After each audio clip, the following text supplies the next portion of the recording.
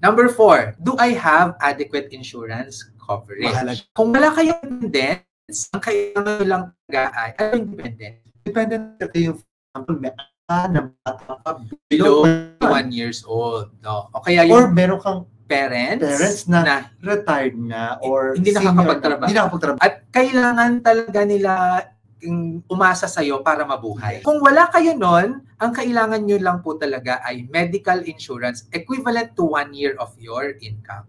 Optional lang po na magkaroon ng life insurance equivalent to 3 years. Pero kung meron ka ng medical insurance equivalent to 1 year of your income, okay. Kapag meron kayong dependents, ang dapat na meron kayo ay medical insurance equivalent to 1 year of your income.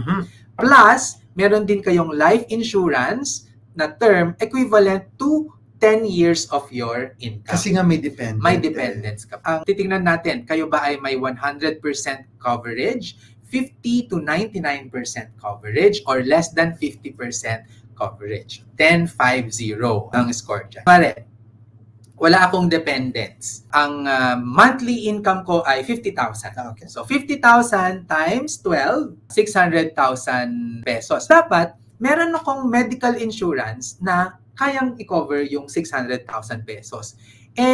Meron lang akong HMO at ang coverage ng HMO ay 200,000. So 200,000 pesos divided by 600,000, 33%. 33%. Nandito tayo sa less than 50%, 0 points yun. Kailangan magdagdag ka. Nagkaroon ka na ng, may medical insurance ka na from your company. Ang gawin mo, magdagdag ka.